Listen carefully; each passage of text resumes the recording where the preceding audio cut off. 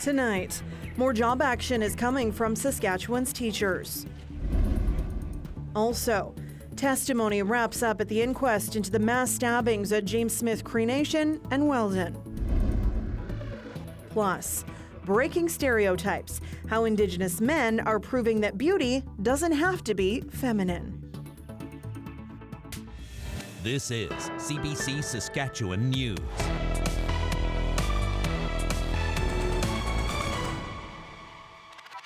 It is Monday, January 29th, and the CBC Saskatchewan News starts right now. Good evening and thank you for watching. Teachers are going back on strike on Thursday. Well, at least some of them are. The Saskatchewan Teachers Federation has announced full-day rotating strikes. So teachers from some specific school divisions in specific locations will not be in the classroom on Thursday. This comes after 2 one-day strikes this month where all teachers in the province walked off the job. On Thursday, this is where teachers will be on strike. Horizon School Division, including schools in Humboldt, Lanigan and Wynyard. Prairie South, which includes Moose Jaw, Craik, Gravelbourg and Assiniboia. Saskatchewan Rivers Division in the Prince Albert area and the surrounding area, and PA Catholic Schools. And in the North Battleford area, Living Sky School Division and Light of Christ Catholic Schools. That also includes all teachers at the province's French school divisions within those geographic boundaries and Saskatchewan Distance Learning Centre teachers in Moose Jaw and PA. Government has the ability to end the uncertainty for students and teachers. Instead, they continue to play political games. They continue to return to their sad old playbook. They attempt to mislead the public. They ignore the majority of teachers' proposals and focus on salary as the only item at the table. And they frame teachers as greedy. STF President Samantha Beacott says about 35,000 students will be impacted by the upcoming strike day. About 30% of Saskatchewan's teachers will be on strike. The impasse in contract negotiations is over class sizes and students' complex needs. The teachers want that included in bargaining. The government has refused. As for salary, teachers are asking for 2% per year and to have salaries tied to the Consumer Price Index. We are in week 3 at the coroner's inquest into the mass stabbing at James Smith Cree Nation and Weldon. The goal is to set the public record straight on the attacks in September of 2022. Those at the inquest in Melfort have heard about substance issues, domestic violence, and RCMP and parole board operations. The scope, the potentially somewhat narrow scope of what's required to be done in the inquest, I think it would be a fair comment to say it doesn't really line up that well with the large systemic issues that we've kind of touched the surface on. A public inquest into the death of Miles Sanderson, the man responsible for the killings, is set to begin at the end of February. But with more on how today played out at the inquest, here's Kendall Latimer. The coroner's inquest into the stabbing massacre on James Smith Cree Nation and Weldon is finally wrapping up after 30 witnesses testified. The purpose of this inquest is to figure out what happened and how something similar could be prevented in the future. Now, that means that we've heard a lot of evidence at this inquest, from pathologist reports to police timelines. They've considered EMS response. There's been a lot of evidence presented about systems looking at parole and corrections. We've also learned a lot about Miles Sanderson's past, looking at his troubled childhood, his issues with addictions and domestic violence, and his time in and out of custody. Now today, one of the final witnesses, Elder Geraldine Arcand, spoke about meeting Miles Sanderson in 2019. She says that when he came into custody, he appeared to be remorseful for his past actions, and they came up with a healing plan of how he could work on his personal issues while in custody. Now, Arcand says she didn't actually see Sanderson once he was released into the general population, but she was asked to reflect on this incident. And she says, looking at how to prevent something like this in the future, what's needed is more supports in the community for offenders who are released from prison. She says it's very easy for offenders to stay on track when they're in the institution, but as soon as they're released, it's very easy for them to fall through the cracks. Now, it's points like that that the jury will consider when they're sent away to discuss all of the evidence that they've heard at this coroner's inquest. The charge to the jury will happen on Tuesday morning. After that, It's not clear how long it could take them to come back with recommendations, but we will be standing by. Kendall Latimer, CBC News, Melfort. If you don't come to a complete stop at a red light before turning right in Regina, life could get expensive for you. A few of Regina's intersections with traffic cameras will now be watching for what's called red light rollers. Tickets can run you $230 and enforcement starts in April. The cameras are set up at Albert and Saskatchewan Drive, Albert and Parliament Avenue, and Dewdney and Leuven. The city says this is meant to improve pedestrian safety and to reduce right turn collisions. A Regina man has been trying his best to bring his mother here permanently. So far, he's been trying for 7 years with no end in sight. Pratush Dayal reports. Jignesh Padya moved to Regina in 2010. 7 years later, he submitted an application seeking permanent residency for his UK-based parents under the Parents and Grandparents Program, or PGP. It's a lottery-based program, but they weren't picked. I lost my dad while we were waiting for results of, this permanent residency application. Now I only have my mom and she's alone there. And I'm very, very concerned and worried about her health. There is nobody to look after her. Padya pays for insurance for his mother and visited her last month to help with doctor's appointments for her lung condition. She needs assistance. Ottawa says there's a backlog of about 76,000 applications for Parents and Grandparents Program. The Federal Immigration Department says it's working to reduce the waits by modernizing the immigration system. Experts say going to court is the last resort, but that takes time too. There's just an exponential growth in caseload at the federal court, which has resulted into massive delays for securing just leave or even hearing dates. So even at the federal court, you're seeing the delays, unfortunately. In 2019, the federal government approved 70 applications to sponsor parents and grandparents. In return, applicants were asked to drop lawsuits, claiming the application process to reunite immigrant families was flawed and unfair. Those who sued were able to bring their parents and loved ones to Canada. And those of us who just believed in the system, tried year after year, are still left waiting. Padya's mother has been visiting, but is not allowed to stay more than 6 months a year. The family is also a part of a social media group made up of other Canadians in the same boat. They want Ottawa to change the lottery system. We know that there is a system, and we just want you to reconsider the system because it's not working. It's not working for us. We just hope that she can come here and stay for a longer time permanently. Pratush Dayal, CBC News, Regina. Some Regina families have been putting their passion into each pizza for over 40 years and going to great lengths to protect their recipes. Alex Oladuka stopped by a legacy shop that's supplying Regina-style pizza to the province. All styles of pizza are great. We just happen to be very fortunate to make the best pizza, the best quality, and the most passion in one pizza. When you're building a house, you have to have a great foundation. And the crust is considered the foundation. The sauce is boss. It takes 1 week to make the sauce. One of the biggest parts of our pizza. Shut all the cameras off in the building. I'm here by myself. There's only 2 people that know the recipe, myself and my son. Everything to do with that sauce is secret. We have a vault where we put the liquids, and not all the liquids are there. Some of them are stored somewhere else. And we have our spices that are pre-mixed. When we blend it, it takes 1 week to turn into what we do with it when we put it in the tomato. Once it marries that tomato, the game is over. It's a miracle happened. Mm-hmm. And when you go to throw it in the garbage? My garbage doesn't go anywhere near here, and it goes to undisclosed area. Anybody who has that recipe should have the passion behind the recipe. And our family has protected that for 44 years.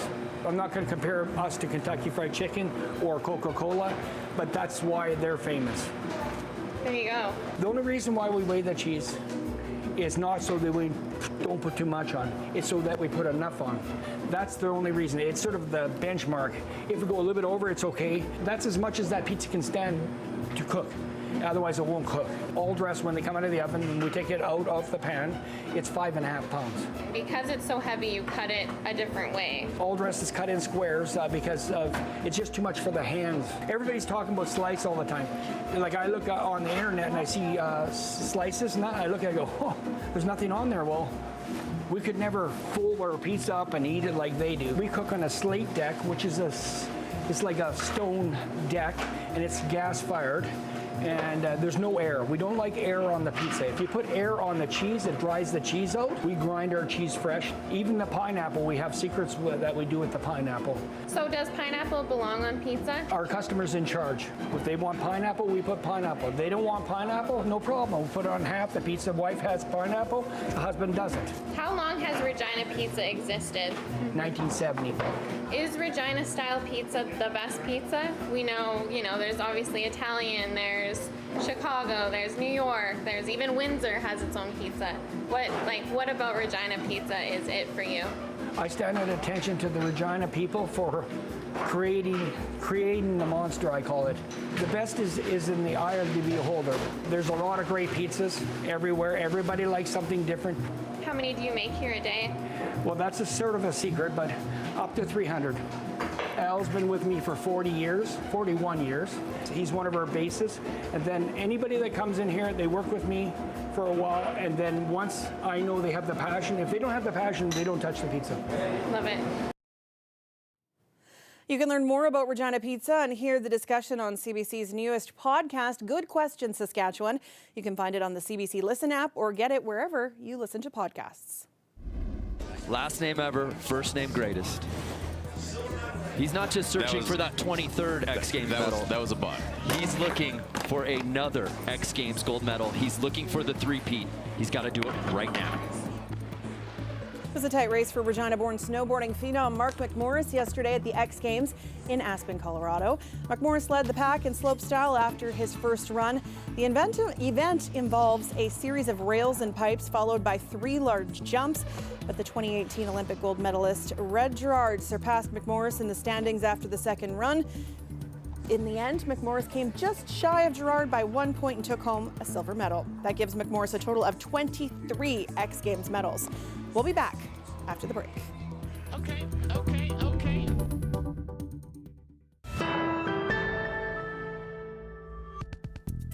Welcome back.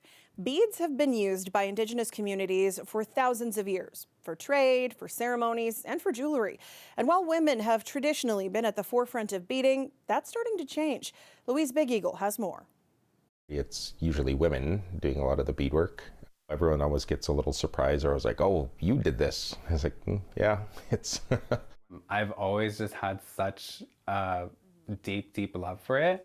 As a First Nations woman, I wear a lot of beaded jewelry. And most of the beaders I know are women. But as I've learned, there are more male beaders out there, and I wanted to find out more. Kind of keep it interesting to the eye. Like there's gold right here, 24-karat gold beads. So I met Gary God in his home in Regina. He's been beading for more than 30 years. But as a child, he only knew one male beader. He was one of the first two-spirited men I've seen in my life as well. So I guess there was kind of stigma attached to two-spirited people at that time. So a lot of guys didn't really want to get too close. But for some reason, his skill with the beading needle and the thread and all that stuff it caught my eye. But I was paying attention from a distance, yeah. And then when I eventually ended up with some of his beadwork, I really grew to appreciate the things that he carried. I wanted to know why God started beading too. As it turns out, he didn't have the money to buy powwow regalia. So he decided to learn how to bead. But leggings are something that I enjoy doing. They give you a large space and a large area to express yourself and to add and all kinds of bling. It's kind of in our nature to kind of outdo each other, that competitive nature of males. And maybe that's probably what pushes me as well.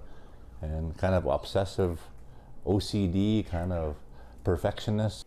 As I've learned, the beading world welcomes different voices. Sometimes I might not be able to articulate well how I'm feeling, but I know that I can express that through my art of beadwork. And so to me, that's special. Jordy Arnstar is a two-spirit artist. He uses beading to advocate for causes he's passionate about. That's the beautiful thing with any form of art, is that when you're through my creations, I can have a discussion with maybe a non-Indigenous person about, like, well, why did you do a turtle? Because Turtle Island. Well, why lamb back? And we can talk about that. Arnstar has always felt supported in his art, but says there are still misconceptions about who beads. And when we see beauty, we associate beauty with femininity. So it's like a lot of people have this perception that if a man is to make beautiful earrings like this, then they're not manly. Or if they do, you know, or they'll leave that to their woman or whatever. And it's just like that kind of thinking we have to remember, that's thinking that was ingrained in us. Some male beaders take pride in smashing stereotypes. This was one of the first crowns I made, or I attempted. Tom Benjo is a partner at a consulting firm. I was surprised to find out when he's not in the boardroom, he's beading. And he started when he was 9. My aunt taught me how to bead and had me do a lot of the fill-in on some of the beadwork, so I got all the grunt work. Eventually, over time, I started to sort of my own style of beadwork and started playing around with designs, and but was able to really learn about the meaning when I started. The heels and crowns he beads for his wife have other women flooding his inbox with requests. He also makes regalia for himself and for his children to wear at powwows. You need to be able to tell a story, and the teaching in it is, you know, when we dance powwow, we're given certain designs, we're given colors, and when we create our beadwork, when we dance, the creator sees us and he knows that's us because we're associated with those designs, that story. And so it's a way of showing who you are. The beaders tell me there is no gender role in beading and no restrictions on making beautiful art. Louise Beagle, CBC News, Regina. This weather update is brought to you by Titan Automotive, proud member of the Capital Automotive Group.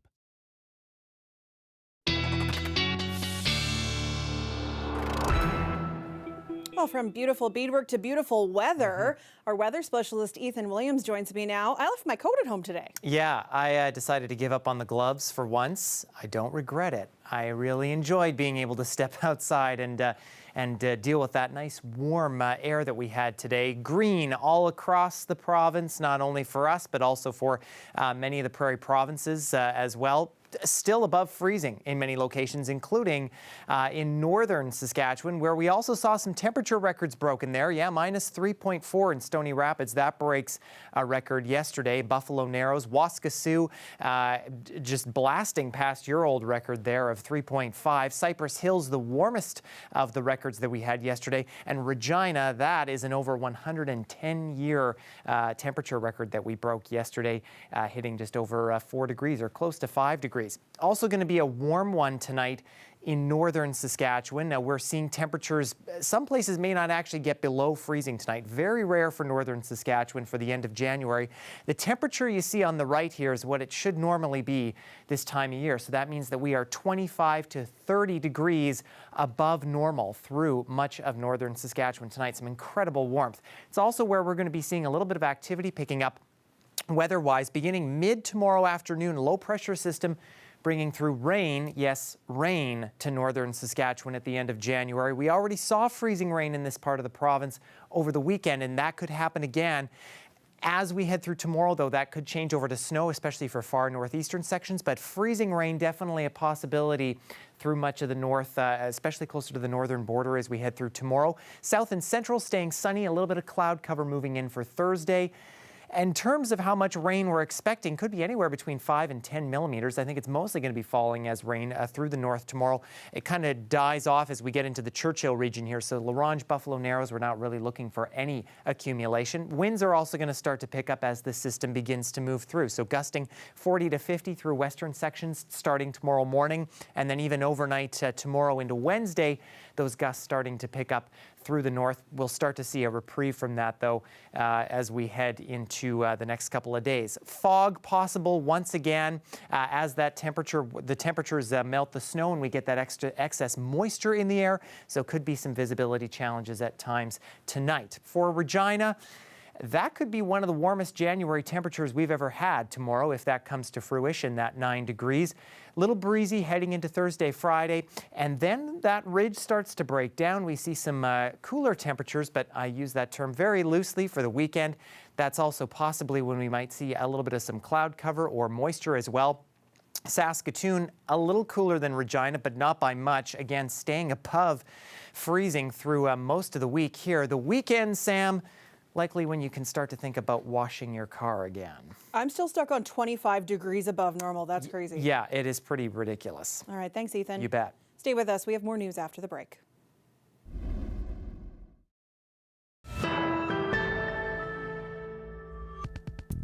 The independent inquiry looking into the foreign interference in Canadian elections is now underway. The focus at this point is on how to deal with the official secrecy surrounding the issue and what can actually be made public. The commissioner says some of the proceedings may be held in camera. It is also possible that certain persons called upon to testify before the commission who fear for their safety or the safety of members of their family request that their identity be protected and or certain information provided be kept confidential. The commission intends to determine the extent to which China, Russia, India, and other countries interfered in Canada's last 2 federal elections. It will also assess the ability of the government to detect, deter, and counter foreign interference. Ottawa plans to delay making medically assisted dying available to individuals whose only ailment is mental illness. This after a joint parliamentary committee determined the service could not be safely and adequately provided to those patients at this point. But the government insists this expansion will need to be taken down the road. The issue here is, again, not whether or not somebody, look, we're talking about there are people who have for decades been trapped in mental torture, being in a horrific situation where they have tried everything and exhausted all avenues and under their own recognizance are saying that they want access to MAID. People who support the eligibility expansion say excluding people with mental illness from the program amounts to discrimination. Critics say there is no clear way to determine that a person suffering from mental illness is beyond treatment.